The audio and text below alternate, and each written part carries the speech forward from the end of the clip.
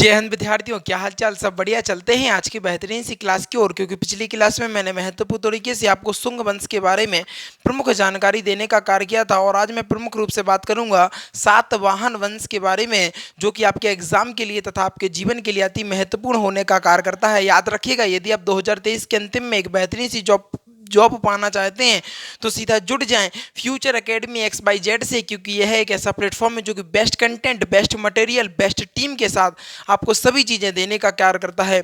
भैया मैं बता रहा हूँ, बस कर्म पर फोकस करना और फल की चिंता मत करना, क्योंकि मेरे गुरुजी ने साफ कहा है कि बस कर्म तुम्हारा कल होगा, और कर्म अगर सच्चाई है तो कर्म कहाँ निष्फल होगा, और हर एक संकट का हल होगा, और वो आज नहीं तो कल होगा। और लोहा जितना तपता है उतनी ही ताकत भरता है, और सोने को जितनी आग लगे वो उतना खूब निखरता है, और हीरे में जितनी धार लगे वो उतना खूब चमकता है, और मिट्टी का बर्तन पकता है तब धुन पर खूब खनकता है, और सूरज जैसा बनना है तो सूरज जितना जलना होगा, और नदियों सा आदर पाना है तो पर्वत छोड़ निकलना होगा, पर्वत छोड़ निकलना होगा। और साहब हम तो आदम के बेटे हैं, क्यों सोचें रहा सरल होगा। कुछ वक्त लगेगा पर संघर्ष जो है जरूर सफल होगा, हर एक संकट का हल होगा, वो आज नहीं तो कल होगा। विद्यार्थियों यही मोटिवेशनल लाइन के साथ आगे बढ़ते हैं। बहुत जानदार शानदार क्लास होने वाली है। क्या कहना सर, बहुत जानदार शानदार क्लास होने वाली है, बहुत जानदार शानदार क्लास होने वाली है। और चलते हैं बेहतरीन सी क्लास की ओर। अगर बात करूं मैं सातवाहन वंश के बारे में, तो विद्यार्थियों ये थोड़ा सा क्या है, चैप्टर बड़ा है, ये कहीं ना कहीं आपकी 2 वीडियो में ख़त्म हो जाएगा। ठीक है, मैंने बताया ना, छोड़ूंगा कुछ नहीं, भले थोड़ा लंबा चले कोई दिक्कत नहीं है। ठीक है,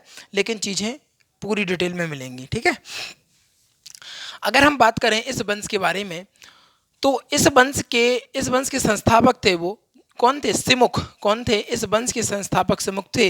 इनकी राजधानी क्या कौन सी थी? क्या ना सर, इनकी जो राजधानी थी वो तंगर थी। क्या तंजर या तंगर थी? ठीक है, इतनी बात समझ में आ गई। विद्यार्थियों याद रखिएगा इस बात पर कि अगर एग्जामिनर क्वेश्चन इस प्रकार करता है कि बताइए सातवाहन वंश के संस्थापक कौन है, तो आपको पता होना चाहिए कि सातवाहन वंश के संस्थापक कौन है? सिमुख है। ठीक है, इसके बाद अगला पॉइंट देखो, प्रारंभ में यह वंश महाराष्ट्र के क्षेत्र में था। क्या था? प्रारंभ में यह वंश महाराष्ट्र के क्षेत्र में था, किंतु शक राजाओं द्वारा इन्हें महाराष्ट्र छोड़ने पर विवश कर दिया गया। कौन से राजाओं पर, किन राजाओं के होने पर इनको महाराष्ट्र छोड़ने पर विवश कर दिया गया? कहना सर, जो शंख राजा थे, यानी शुंग वंश के जो राजा थे, शक राजा जो थे, इन्हें महाराष्ट्र छोड़ने पर विवश करने का कार्य किया। और एग्जामिनर आपसे इस प्रकार क्वेश्चन कर सकता है कि बताइए कि प्रारंभ सातवाहन वंश को महाराष्ट्र छोड़ने पर विवश किसने किया, किन राजाओं ने किया? तो आपका आंसर होगा शक वंश के राजाओं ने या शक राजाओं ने। ठीक है, शाक राजाओं ने। अगर बात करें सातवाहन वंश को आंध्र प्रदेश में स्थानांतरित होना पड़ा, और इसके बाद क्या हुआ? महाराष्ट्र छोड़ना पड़ा। महाराष्ट्र छोड़ने के बाद वह आंध्र प्रदेश में स्थगित हो गए या स्थगित होना पड़ा, या वहाँ पर रहने लगे। ठीक है ना, आंध्र प्रदेश में रहना पड़ा, जिस कारण पुराण में इन्हें आंध्र सातवाहन भी कहा जाता है। जिस कारण इन्हें आंध्र में पुनः आंध्र सातवाहन, पुराण में क्या कहा जाता है? इन्हें आंध्र सातवाहन भी कहा जाता है। याद रखना, एग्जामिनर यहाँ पर इस पॉइंट से इस प्रकार क्वेश्चन करेगा कि पूछेगा कि बताइए सातवाहन वंश यानी आंध्र सातवाहन वंश क्यों कहा गया? क्योंकि जो सातवाहन वंश था वो आंध्र प्रदेश में स्थानांतरित हो गया था, इस कारण उसको पुराणों ने क्या कहा गया? आंध्र सातवाहन भी कहा। सातवाहन की राजधानी क्या थी? कि ना सर, सातवाहन की जो राजधानी थी वो महाराष्ट्र थी। क्या थी? सातवाहन की जो राजधानी थी महाराष्ट्र थी, जो कि गोदावरी नदी के तट पर स्थित थी। ठीक है, इस प्रकार क्वेश्चन करेगा एग्जामिनर कि बताइए सातवाहन वंश की राजधानी क्या थी और वह किस नदी के किनारे स्थित थी? तो उसकी राजधानी महाराष्ट्र थी, और आपको बता दें किस नदी पर? कि ना सर, गोदावरी नदी पर वह अवस्थित थी। आगे बात करें हम सातवाहन वंश की, तो सातवाहन की राजकीय भाषा कौन सी थी? प्राकृत तथा लिपि थी। प्राकृत तथा लिपि ब्राह्मणी थी। अगर बात करें लिपि की तो वो ब्राह्मणी थी, और भाषा की बात करें तो प्राकृतिक थी। एग्जामिनर बहुत बेहतरीन तरीके से यहाँ पर क्वेश्चन घुमाकर कह सकता है कि बताइए सातवाहन वंश की राजकीय भाषा कौन सी थी या उनकी लिपि कौन सी थी। अगर उनकी भाषा की बात करें तो प्राकृतिक भाषा थी, और लिपि की अगर वो बात करें तो आपको पता होना चाहिए कि ब्राह्मणी लिपि थी। ठीक है, ये बात समझ में आ गई।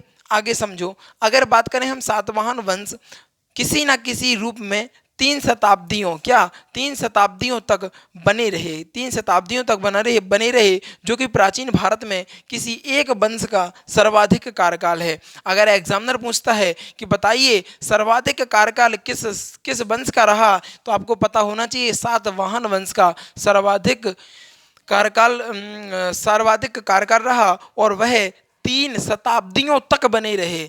क्या रहे? 3 शताब्दियों तक बने रहे। आगे बात करें अगर हम सातकर्णी प्रथम ने दक्षिणा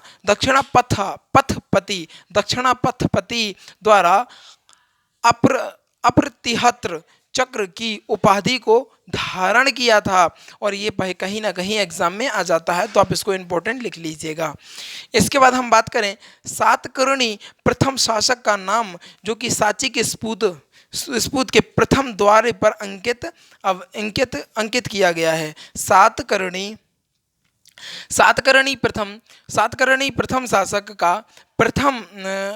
का नाम सांची के स्फूत के प्रवेश द्वार पर अंकित है। सांची के स्फूत है ना जो, उसके प्रवेश द्वार पर अंकित है। किसका? सातकर्णी प्रथम शासक का नाम वो सांची के स्फूत प्रवेश द्वार पर अंकित किया गया है।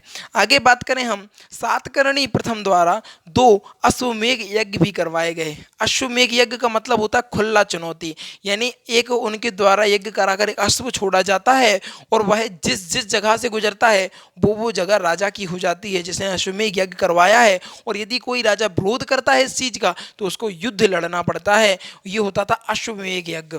तो सातकर्णी प्रथम द्वारा 2 अश्वमेध यज्ञ और एक राजसूय यज्ञ करवाया था। अच्छा, अश्वमेध यज्ञ समझ में आ गया क्या होता है? तो भैया याद रखना, सातकर्णी प्रथम द्वारा 2 अश्वमेध यज्ञ तथा एक राजसूय यज्ञ करवाया गया था। आगे बात करें हम, सातवाहन वंश का योग्य शासक हाल था। सातवाहन वंश का योग्य शासक कौन था? कहना सर हाल था। और इसके अलावा आगे बात करें, हाल ने प्राकृतिक भाषा में, आपको बता दें, काथा सप्तती की रचना की थी। तो भैया एग्जामिनर किसी ना किसी तरीके से आपको सवाल में फंसाने का कार्य करेगा, परंतु आपने चीज़ें बेहतरीन तरीके से डिटेल में पढ़ी हुई हैं, तो आपको कहीं भी किसी भी जगह पर डाउट नहीं रहना चाहिए। ये चीज़ें महत्वपूर्ण रहती हैं विद्यार्थियों। मैं बता दूं, मेरा प्रयास रहता है कि आपके लिए बेहतरीन परफॉर्मेंस करूं, आपके लिए बेहतरीन से बेहतरीन तरीके से आपको समझा सकूं, जिससे कि आपको प्रत्येक चीज़ बेहतरीन तरीके से समझ में आ जाए। तो चलते हैं अपने एक बेहतरीन से रिवीजन की ओर, क्योंकि सभी चीज़ें बहुत ज़रूरी और इम्पॉर्टेंट हैं। अच्छा, बात करें अगर रिवीजन की ओर, तो भैया रिवीजन तो बहुत महत्वपूर्ण होता है, इसीलिए रिवीजन कर लेते हैं एक बार। अगर बात करें सातवाहन वंश की, तो इस वंश के संस्थापक शुमुख थे, और जिसकी राजधानी तंजर या तंगर थी। अगर हम बात करें प्रारंभ में यह वंश महाराष्ट्र के क्षेत्र में था, किंतु शक राजाओं ने इन्हें महाराष्ट्र छोड़ने पर विवश कर दिया। और अगर हम बात करें सातवाहन वंश को आंध्र प्रदेश में स्थानांतरित होना पड़ा, जिस कारण पुराणों में इन्हें आंध्र सातवाहन भी कहा गया। आगे की अगर हम बात कहें, तो सातवाहन वंश की राजधानी महाराष्ट्र थी, जो कि गोदावरी नदी के तट पर स्थित थी। अगर आगे बात करें, तो सातवाहन की राजकीय भाषा प्राकृतिक थी, तथा इनकी लिपि की बात करें तो वो ब्राह्मणी थी। और सातवाहन वंश किसी न किसी रूप से 3 शताब्दियों तक बने रहे, जो कि प्राचीन भारत में किसी भी एक शासक का सर्वाधिक कार्यकाल माना जाता है या सर्वाधिक कार्यकाल है। आगे बात करें, सातकर्णी प्रथम दक्षिणा पथपति तथा तिहत्र चक्र की उपाधि को धारण किए हुए था। आगे बात करें हम, सातकर्णी प्रथम शासक का नाम सांची के स्पूत के प्रवेश द्वार पर अंकित कराया गया है।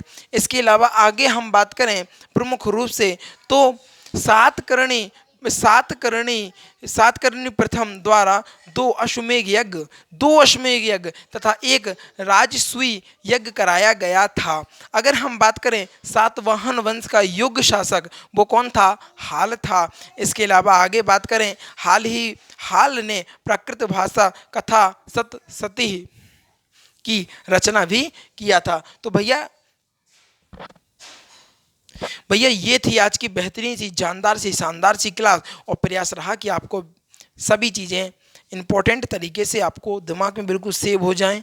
प्रयास था और आपको याद भी हो गई होंगी, और आपको सिर्फ एक बार रिवीजन करने की आवश्यकता है। मैं गारंटी देता हूं, आप जब एग्ज़ाम की सीट पर बैठेंगे ना, तो एग्ज़ाम आपको बता देना, एग्जाम में जो क्वेश्चन आएंगे ना वो थर थर कांपेंगे। आप नहीं कांपोगे, वो क्वेश्चन थर थर कांपने का कार्य करेंगे, क्योंकि आपने उस लेवल से पढ़ाई कर रखी है जो आजकल एग्जामों में आता है, वो तरीके से आपने पढ़ाई कर रखी है, जो कि बहुत महत्वपूर्ण रहेगा। तो भैया डेली रिवीजन तथा वीकली रिवीजन विशेष करके फोकस करो, ये बहुत ज़रूरी है। ठीक है, अच्छा, इन्हीं चंद शब्दों के साथ विदा लूँगा, क्योंकि क्या होता है, देखो समय का अभाव रहता है, हमें भी कोचिंग पढ़ाने निकलना होता है, तो बस अब कोचिंग पढ़ाने निकलेंगे हम।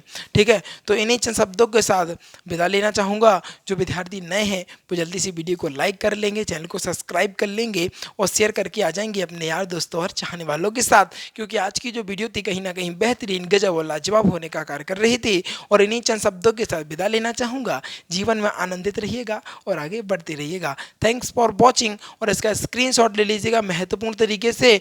और इसके अलावा आप मुझसे टेलीग्राम के माध्यम से भी जुड़ सकते हैं। टेलीग्राम की लिंक डिस्क्रिप्शन में डली हुई है, वहां से आप हमसे जुड़ जाइए और कहीं ना कहीं जीवन में आप आगे बढ़ेंगे। ये शुभकामनाएं हमारी आपके लिए हमेशा बनी रहेंगी। इसे आप वीडियो समाप्त करेंगे। Thanks for watching. जय हिंद, जय भारत। ठीक है।